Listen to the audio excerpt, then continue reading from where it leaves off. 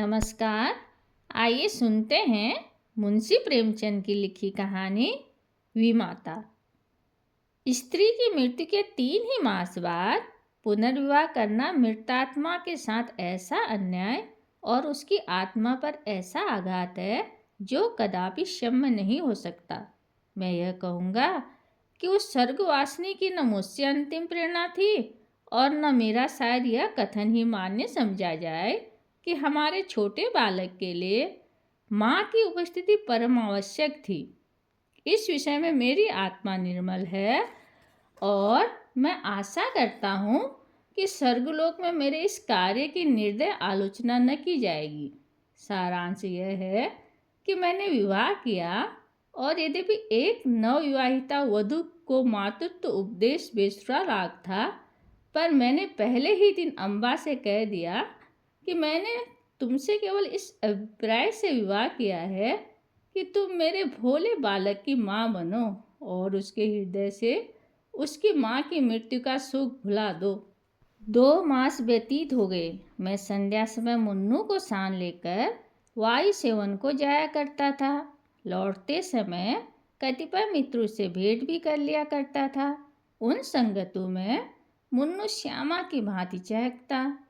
वास्तव में इन संगतों से मेरा अभिप्राय मनोविनोद नहीं, केवल मुन्नू के असाधारण बुद्धि चमत्कार को प्रदर्शित करना था।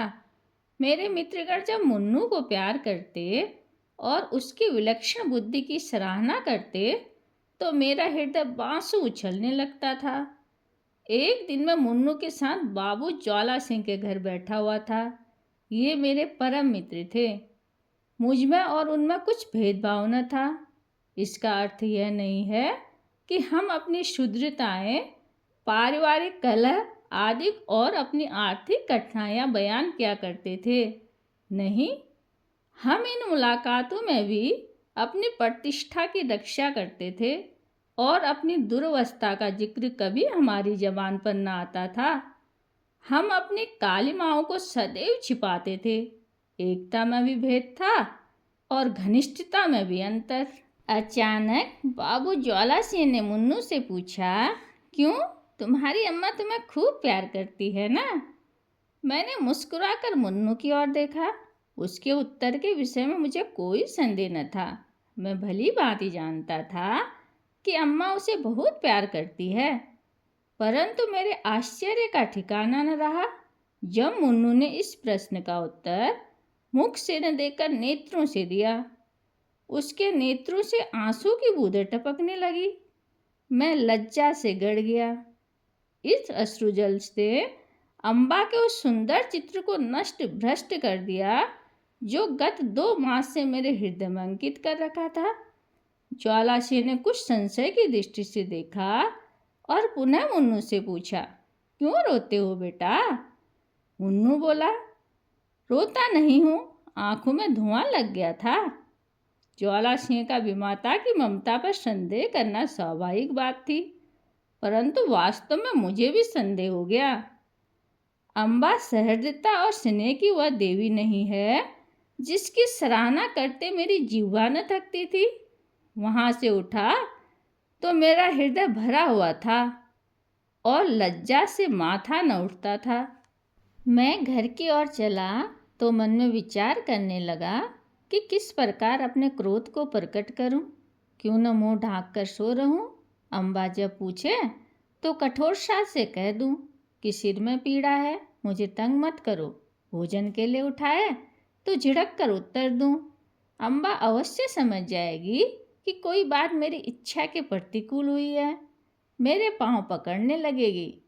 उस समय अपनी व्यंग्यपूर्ण बातों से उसका हृदय बेद डालूंगा। ऐसा रुलाऊंगा कि वह भी याद करे। पुनः विचार आया कि उसका हंसमुख चेहरा देखकर मैं अपने हृदय को वश में रख सकूंगा या नहीं। उसकी एक प्रेमपूर्ण दृष्टि, एक मीठी बात, एक रसीली चुटकी मेरे सिरा तुल्य रुष्टता के टुकड़े टुकड़े कर सकती है। परंतु हृदय की इस निर्बलता पर मेरा मन झुंझला उठा। यह मेरी क्या दशा है? क्यों इतनी जल्दी मेरे चित्त की काया पलट गई? मुझे पूर्ण विश्वास था कि मैं इस मृदुल वाक्यों की आंधी और ललित कटाक्षों के प्रभाव में भी अचल रह सकता हूँ। और कहाँ अब यह दशा हो गई कि मुझ में साधारण झोंके को भी सहन करने की सामर्थ्य नहीं। इन विचारों से हृदय में कुछ दृढ़ता आई। जिस पर भी क्रोध की लगाम पग पग पर ढीली होती जाती थी। अंत में मैंने हृदय को बहुत दबाया और बनावटी क्रोध का भाव धारण किया। ठान लिया कि चलते ही चलते एकदम से बरस पड़ूंगा। ऐसा न हो कि विलंब रूपी वायु इस क्रोध रूपी मेघ को उड़ा ले जाए।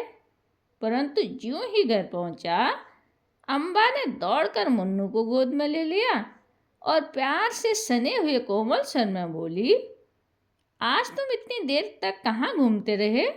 चलो देखो मैंने तुम्हारे लिए कैसी अच्छी अच्छी फुलौड़ियाँ बनाई हैं। मेरा कृत्रिम क्रोध एक क्षण में उड़ गया। मैंने विचार किया, इस देवी पर क्रोध करना भारी अत्याचार है। मुन्नू अबोध बालक है। संभव है कि वह अपनी माँ का स्मरण कर रो पड़ा हो।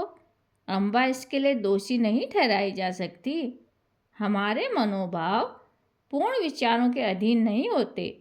हम उनको प्रकट करने के लिए निमित्त कैसे कैसे शब्द गढ़ते हैं, परंतु समय पर शब्द हमें धोखा दे जाते हैं और भावनाएं स्वाभाविक रूप से प्रकट होती हैं।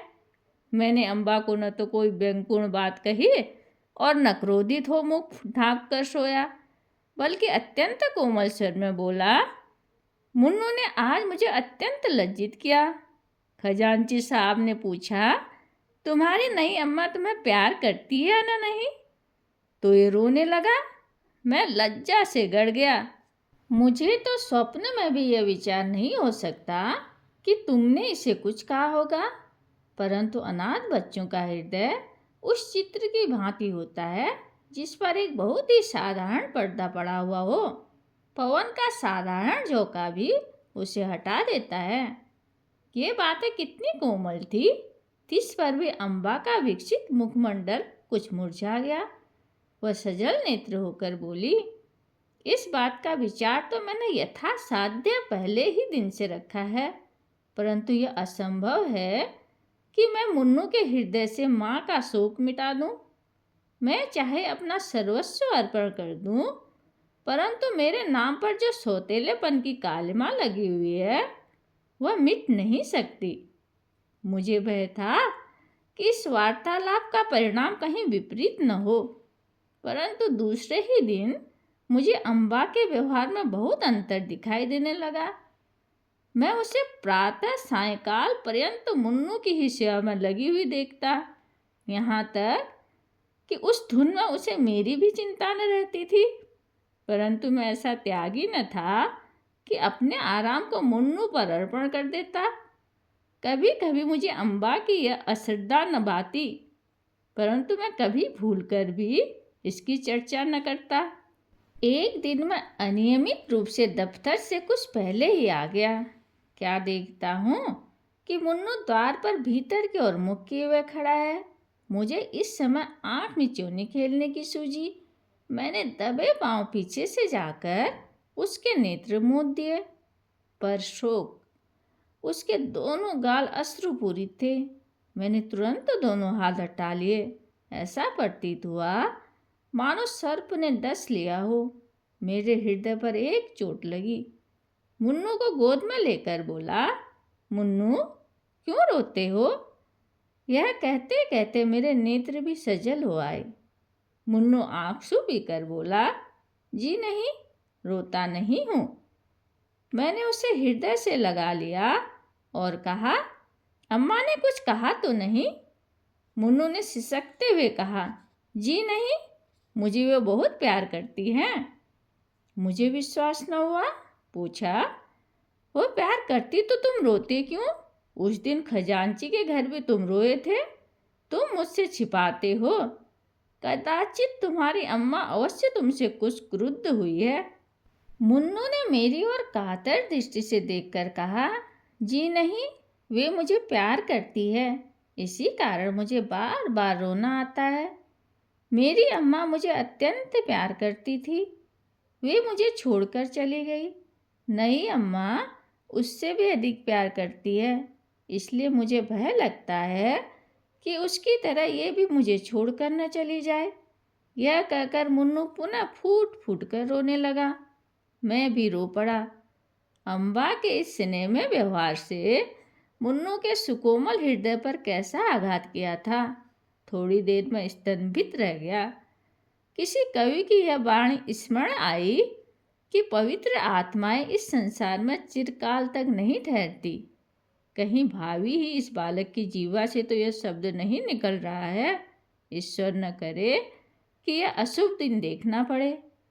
परंतु मैंने तर्क द्वारा इस शंका को दिल से निकाल दिया। समझा कि माता की मृत्यु ने प्रेम और वियोग में एक मानसिक संबंध उत्पन्न कर दिया है और कोई बात नहीं है। मैं मुन्नू को गोद में लिए हुए अम्बा के पास गया और मुस्कुरा कर बोला, इससे पूछो क्यों रो रहा है। अम्बा चौंक पड़ी। उसके मुख की क्रांति मलिन हो गई। बोली, तुम ही पूछो। मैंने कहा, यह इसलिए रोता है कि तुम इसे अत्यंत प्यार करती हो और इसको भय है कि तुम भी इसकी माता की भांति इसे छोड़कर न चली जाओ। जिस प्रकार गर्द साफ हो जाने से दर्पण चमक उठता है, उसी भांति अम्बा का मुखमंडल प्रकाशित हो गया। उसने मुन्नू को मेरी गोद से छीन लिया और कदाचित यह प्रथम अवसर था कि उसने ममतापूर्ण स्नेह से मुन्नू के पांव का चुंबन किया। शोक, महाशोक। मैं क्या जानता था कि मुन्नू की अशुभ कल्पना इतनी शीघ्र पूर्ण हो जाएगी। कदाचित उसकी बाल दृष्टि ने होनहार को देख लिया था। कदाचित उसके बाल श्रवण मृत्युदूतों ने विकराल शब्दों से परिचित थे। 6 मास भी व्यतीत न हो पाए थे कि अम्बा बीमार पड़ी और इन्फ्लुएंजा ने देखते देखते उसे हमारे हाथों से छीन लिया। पुनः वह उपवन मरुतुल्य हो गया। पुनः वह बसा हुआ घर उजड़ गया। अम्बा ने अपने को मुन्नू पर अर्पण कर दिया था। हाँ, उसने पुत्र स्नेह का आदर्श रूप दिखा दिया। शीतकाल मौसम था और वह घड़ी रात्रि शेष रहते ही मुन्नू के लिए प्राप्त काल का भोजन बनाने बैठती थी। उसके इस स्नेह बाहुल्य ने मुन्नू पर स्वाभाविक प्रभाव डाल दिया था। वह हठीला और नटखट हो गया था।